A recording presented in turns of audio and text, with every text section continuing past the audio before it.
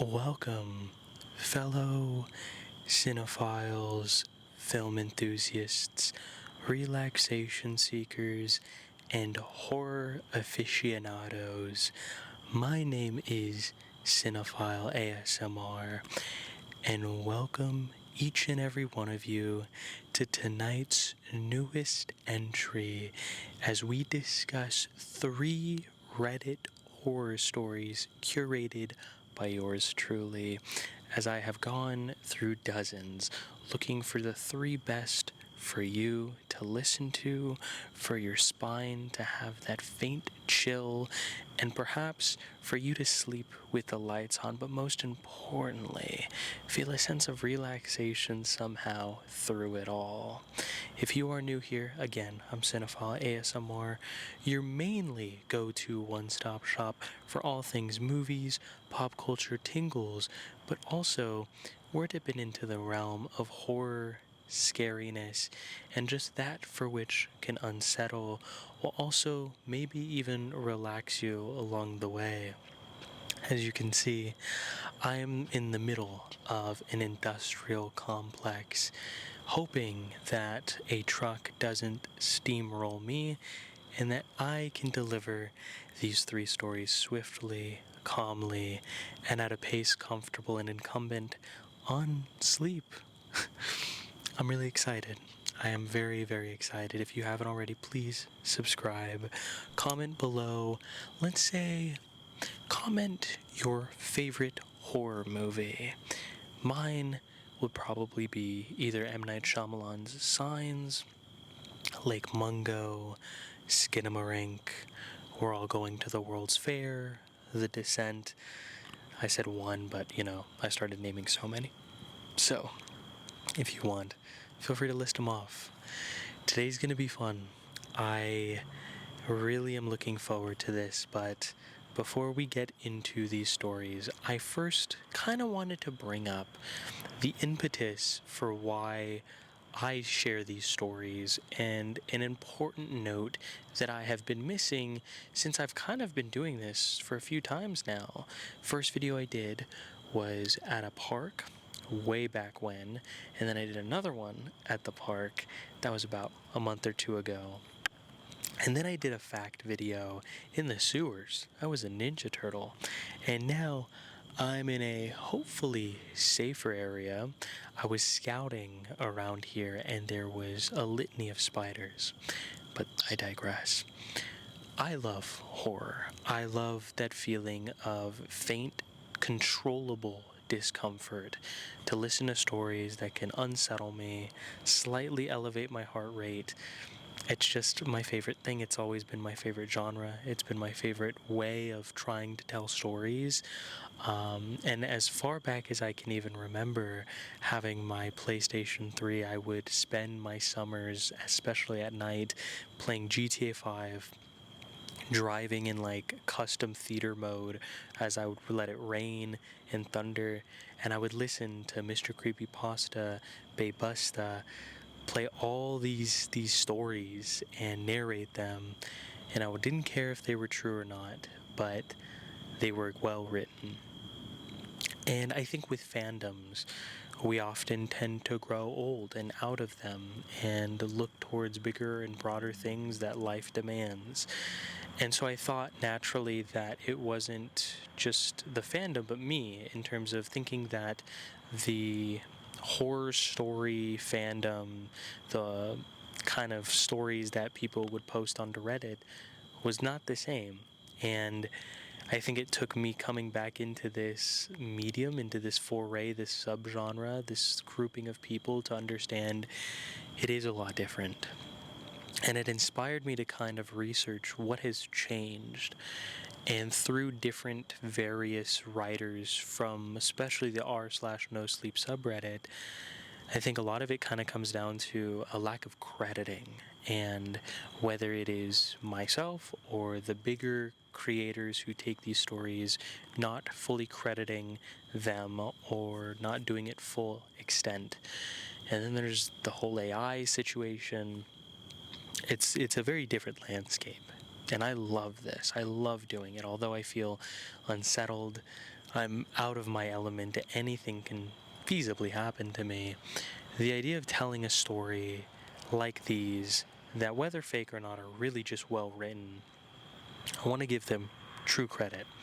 So, in the description, I will have timestamps and then the links to all 3 of the stories and the Reddit posts that you can, I hope, seek out directly, like, share them, because these writers just have their own words. And when we don't credit them, it goes unnoticed. So, kind of just wanted to share that. Now, let me get out my handy dandy phone. I have a note document filled with all 3 of these stories. These are going to be very interesting. I have ordered them, curated them with intent. The last one is the longest, but one that I think is well worth it. Forgive me for stuttering, maybe skipping a line and then coming back to it.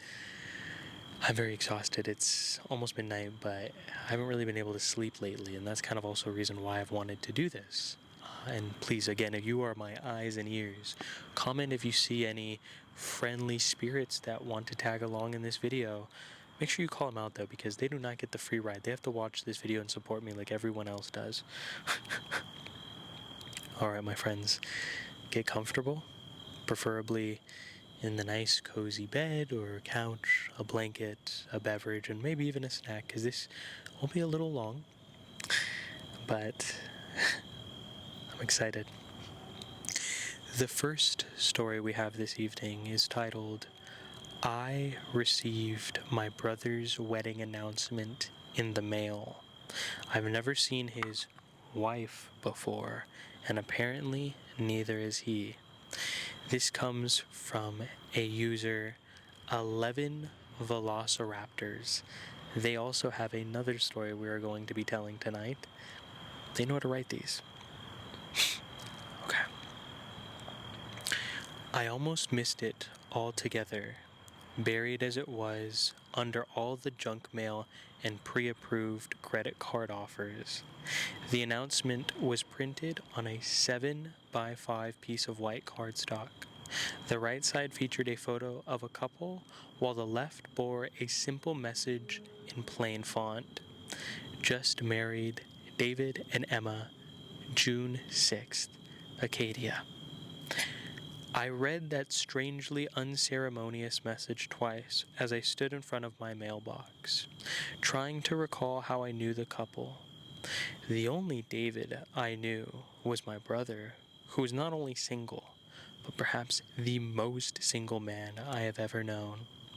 I looked over to the photo of the happy couple, and I'm not being hyperbolic when I say that my jaw dropped. The man in the picture was in fact my younger brother. He was strolling down the beach, hand in hand with a young woman, both of them caught mid-laugh. He gazed adoringly at the woman, at Emma, I guess, who was covering the top half of her face with her free hand. I thought it was strange that she'd been obscuring her own eyes in a wedding announcement photo, but the card itself was so strange that I didn't dwell on her pose. The announcement was either a prank, which would have been remarkably out of character for my humorless sibling, or David has subverted my every expectation and eloped. Once I got past the initial shock of the card, I went back inside, tossed the junk mail, and gave David a call. It was evening where he was, but not so late that he would have been asleep. He picked up after about 6 rings. Well, mazel effing tov, I told him, squinting down at the woman's face. Huh? Who's the lucky gal? He paused, clearly trying to puzzle out my question. Then, what the hell are you even talking about, man? Okay, so it was a prank. If he had secretly gotten married and wanted to hide it from his family, then he wouldn't have mailed me an announcement. From the confusion in his voice, I figured he wasn't in on the joke. It sounded like one of his friends pulled one over on him. I explained the situation, then sent him a photo of the card. Instead of laughing it off like I expected, David got so quiet I thought the call had dropped. He eventually said he had no idea who Emma even was, nor who had sent me that card. Sure, some of his friends were pranksters, but how would any of them have gotten my address without David's knowledge? He said he'd ask his friends about it and requested that I see who else had received the wedding announcements.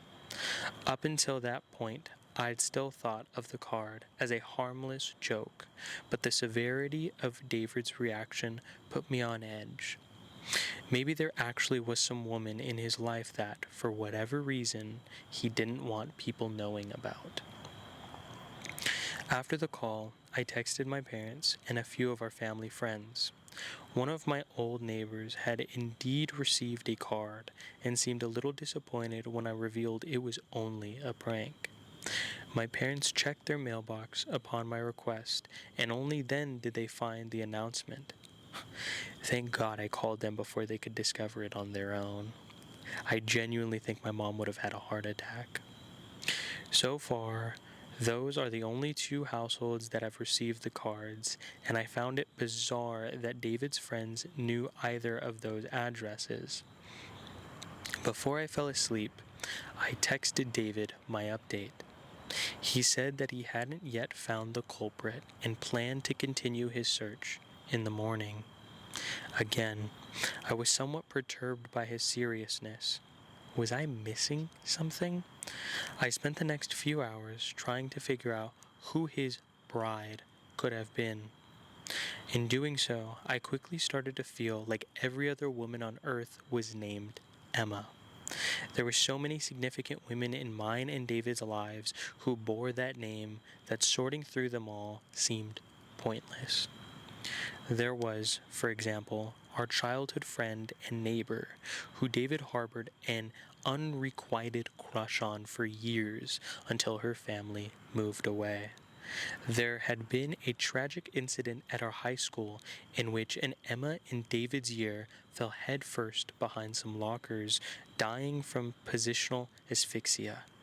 I had dragged David along to a rager at an Emma's house in college, which had ended in both of us spending a night in jail for public intoxication.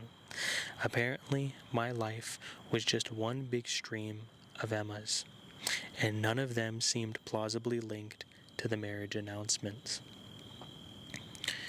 Now, here's the part of this that I'm still struggling to make sense of.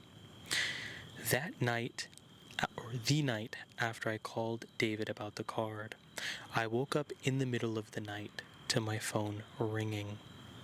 I checked the caller ID and saw that it was David. I assumed he was calling me about this stupid prank, and part of me wanted to ignore him until the morning. Then again, he could have been having some kind of emergency. So I picked up the phone and grumbled, "What?" into the mic. There was silence for a few seconds, and then I was shocked to hear a woman's voice on the other end. "Hello," said the voice, quiet and slow and unmistakably feminine. I sat up in bed. "What? David? Who is this?" I double-checked the screen and confirmed it was in fact David's number. Another long pause, and then, "Yes, this is David's apartment." After that, the caller hung up. Disturbed, I called David back immediately, but no one picked up. I sent him a text asking who had just called, then called him 3 more times, but nobody picked up. And then I was starting to panic. Yeah, I know. The most likely explanation was that he simply had a woman over, but something didn't feel right. I guess David's paranoia was rubbing off on me because I was so weirded out that I actually phoned David's buddy Mike, who lived in his same apartment building, and I made him do a wellness check for me. When Mike got to the apartment, my brother was asleep inside, perfectly safe and sound. He didn't have anyone over, and there were no signs that anyone had broken into his apartment or messed with his phone. And yet I hadn't imagined the call, at least not entirely. According to the phone logs, there had definitely been an outbound call from David's phone to mine. He had no memory of calling, and even if David had a history of sleep talking, which he doesn't, the voice certainly didn't sound like a man impersonating a woman. I am at a complete loss. I tried giving the card a more thorough look this morning, trying to see if I'd glossed over some clue. The longer I stared at the woman in the photo, the more creeped out I got. Why was she covering her eyes? If someone had gone through the trouble of creating fake couple photos, why not give Emma a more natural pose? Frankly, I could only look at the marriage announcement for a few seconds at a time before I had to put it down. Maybe that's why it took me so long to realize that the woman's mouth had been flipped upside down.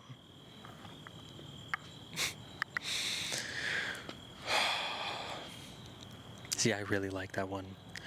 I like the inherent simplicity in this just being something that you receive in the mail, and just this idea of at first what you think is someone you know in and out, and that in between before you get clarification and understanding of what it is, and you're like, wait a minute, is this person really not who I think it is? And then the call when that thing says, yes, this is David's apartment. Oh my God. So scary, so scary. All right, friends, how are we doing? We doing okay in there? We doing okay? I'm just checking, guys. Making sure we're feeling okay. That is story one. Now, the second story we have comes from Redditor Blair Daniels. And this story is titled, "There is an Extra Hand in My Kid's Photo." I paid to get professional photos done of my kids. They follow some weird variant of the Heisenberg uncertainty principle, where only one of them is ever smiling at once. I thought maybe it was time to bring a professional in and stop having to Photoshop different heads on the kids for their Christmas cards. Everything went fine. We had a nice outdoor session at the edge of the woods. My son and daughter hugged each other, smiled, posed, the works. Everything was fine until I got the photos back. As I looked at them, I noticed something. "Hey Frank," I said, "doesn't it look like there are two hands there?" He leaned over the computer. "Well, yeah, that one's Isabella's, and that one's Jack's." "No, Jack's hand is over there," I pointed. "He didn't put his arm around her. He refused, remember?" But it was obvious. Isabella was putting her hand up to her shoulder, and there was a hand underneath her hand, even though Jack's hand was clearly hanging at his side. "I guess she made a mistake," Frank continued. "She was probably trying to move Jack's hand around Isabella, but then forgot to Photoshop his own hand out." I frowned. "I wish she told us before she did that. It looks kind of weird." The hand under my daughter's didn't really look like a child's hand at all. It was too big. Just where was this woman getting her stock images? I continued flipping through the album. I stopped to linger on a photo where Jack had finally wrapped his arms around Isabella. She wrapped her arms around him too, and they were both looking at the camera. It was a perfect picture. Except there was an extra hand on top of Jack's.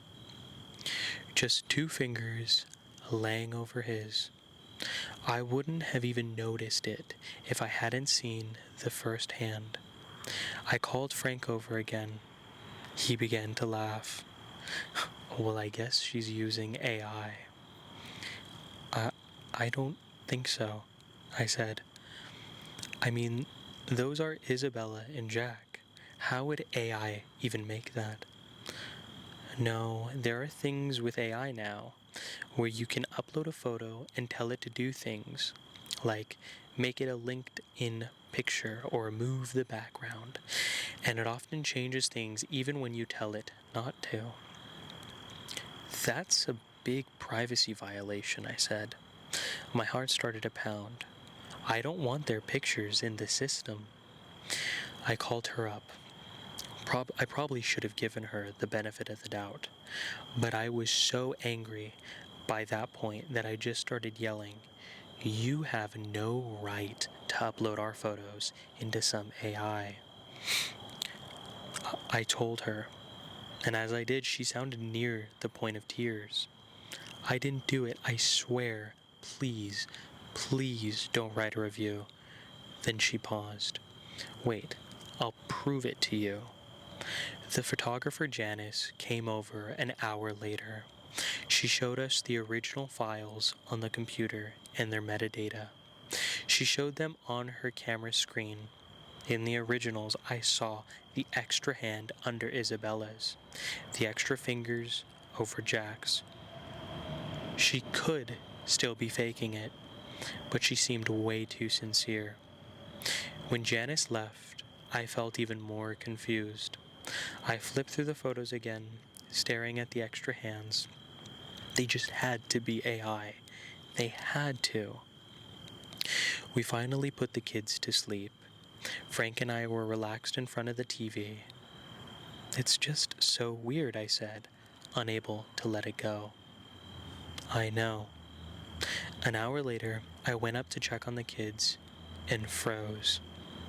Isabella was, as usual, sprawled across her bed in a chaotic fashion, her hand hanging over the edge of the bed. Coming up from under the bed, there was another hand, holding hers. I screamed and flicked on the light.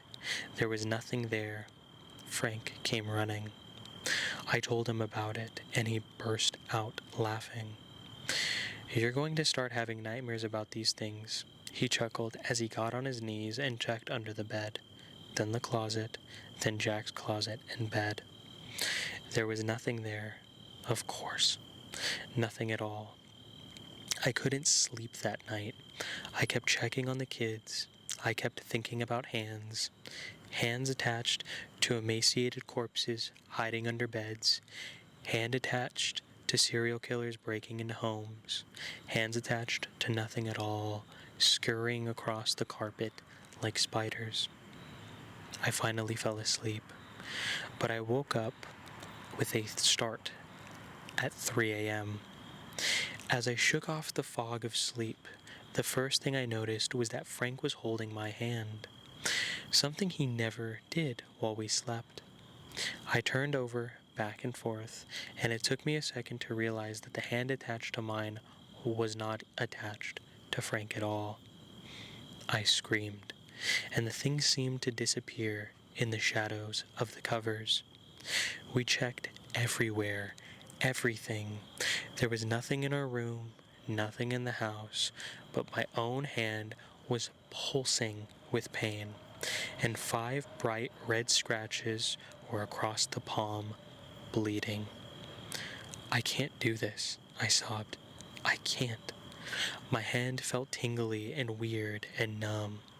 As we waited for police to show up, I flipped to my phone and looked at all the security cameras. No one had entered or exited. There was nothing there. Except, I noticed the footage at our front door from the previous day when the four of us had gotten home from the park. There was a hand on my shoulder, but Frank did not have his arm around me. Heebie-jeebies to the max. Heebie-freaking-jeebies. I really like this one. And I know it might seem a little goofy, like an Adams Family hand. But I've always kind of felt like this idea, if spirits, entities, or whatnot do exist, that it almost can be like a sickness. You can get it in the smallest of ways and it will latch on to you. And you don't know. You really don't know. It's a rabbit hole I try not to pursue often because it really makes me think. Like, for a split second, I thought there was, goodness gracious, the risks I take and the pack I smoke for you guys. But that, my friends, is story number 2. How we doing? Doing a little quick check-in? We doing okay? Look at me. Look how beautiful I look, by the way. My goodness. Wow. You're even more beautiful, my friend. I think it is time, though, that we dive straight into our final story of the evening. Alright, friends. The final tale for this fated evening comes from, yet again, user 11 Velociraptors. And this story is titled, "A stranger approached my car at night with a warning. Check the back seat." I like to think that I take my personal safety very seriously. I don't stand too close to the road while waiting for the walk signal. I have my location shared with my sister and mom. I keep my wits about me when I'm out in public, and I certainly try not to dawdle after getting into my car. If I had only been more diligent about that last rule, I might not be in the situation I'm in now. Early this morning, just after midnight, I was sitting in my parked car outside of my favorite grocery store. I was exhausted from picking up a friend's evening shift, and so I stopped to grab dinner on my way home from work. The store is in an isolated part of town, but I had never felt unsafe in the area. Then again, I'd never been so late at night. The second I exited the store with my purchase, the old cashier closed up shop for the night and turned off all the lights in the building.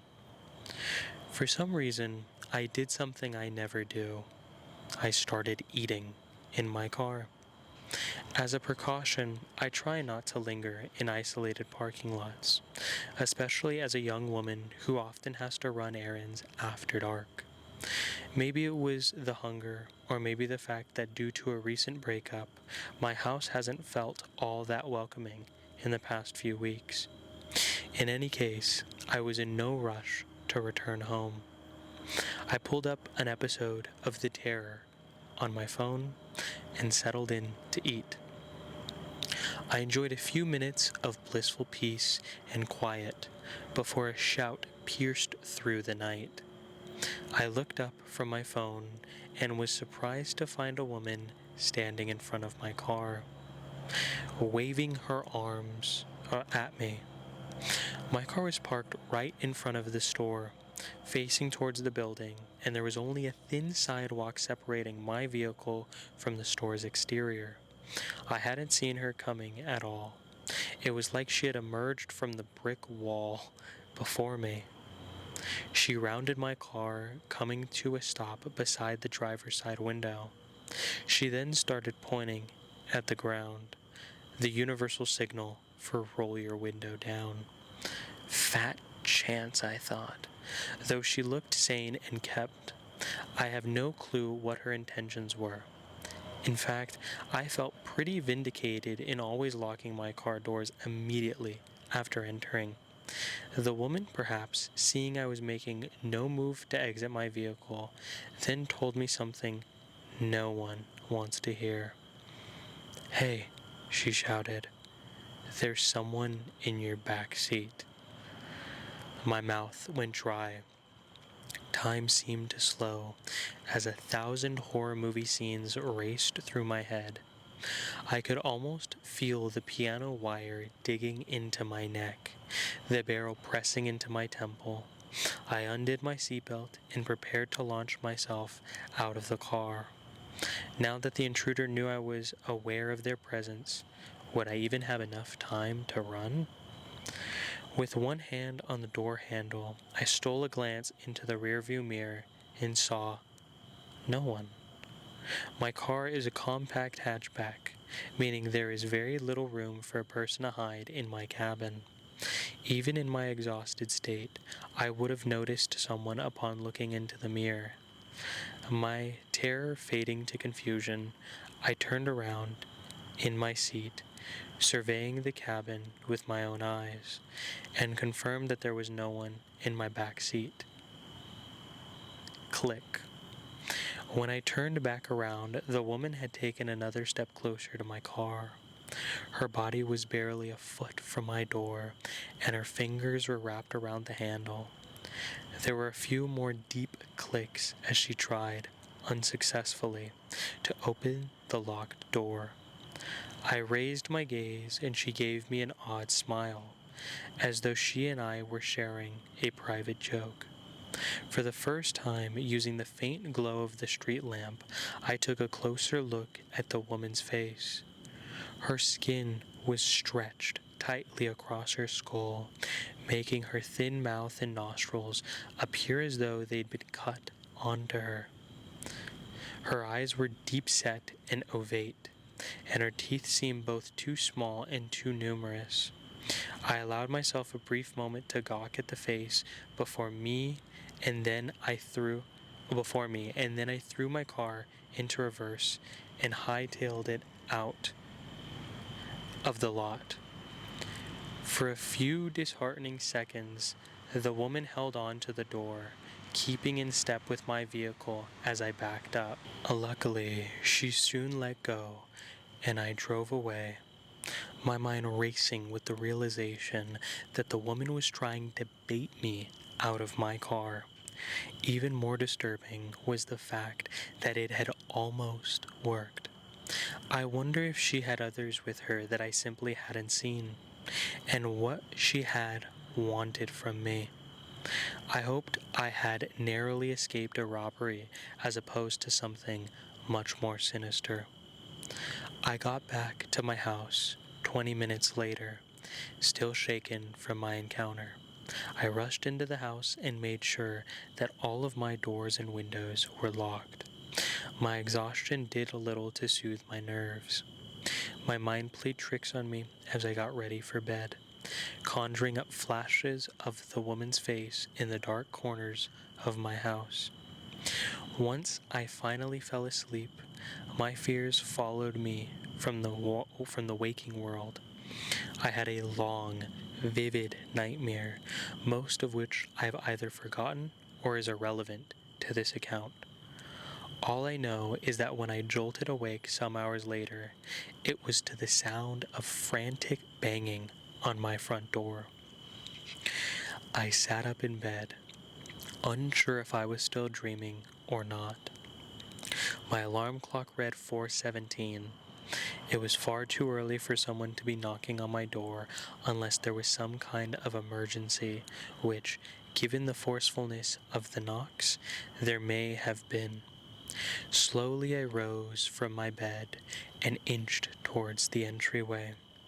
I had never been in such a situation and was at somewhat of a loss as to how to react. I didn't smell a fire, thankfully, but that didn't mean all was well. Suddenly, I heard a man's voice calling out my name in a questioning tone. It sounded vaguely familiar, but I couldn't immediately place it. "Who is it?" I called back. "Brian," answered the disembodied voice, and relief washed over me. My neighbor Brian lived in the house across the street. We weren't close exactly, but I often saw him walking down the block with his dog Bailey. I turned on the entryway light, but as I was still in my sleepwear, I didn't want to open the door unless I absolutely had to. Instead, I called back to him.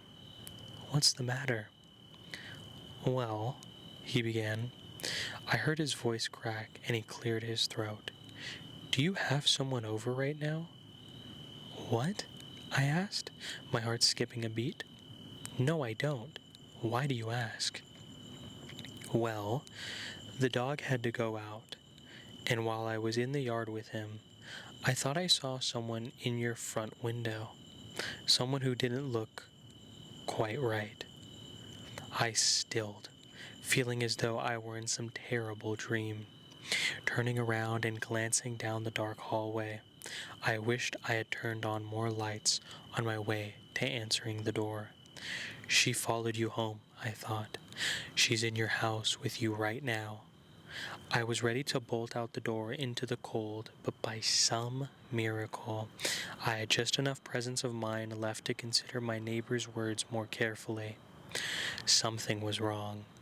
I stepped away from the door. "Are you all right, Brian?" He cleared his throat again, and when he spoke, his voice sounded slightly different from before, as though he were testing out a new timbre. "Of course." Sorry. "Of course, I just got a bit of a cold here, but I still wanted to check in on you." My voice wavered as I voiced a question to my neighbor. "But your dog, isn't it a girl?" Brian didn't respond. My mind reeled in the torturous silence, trying to discern whether the threat was outside the door or inside the house with me.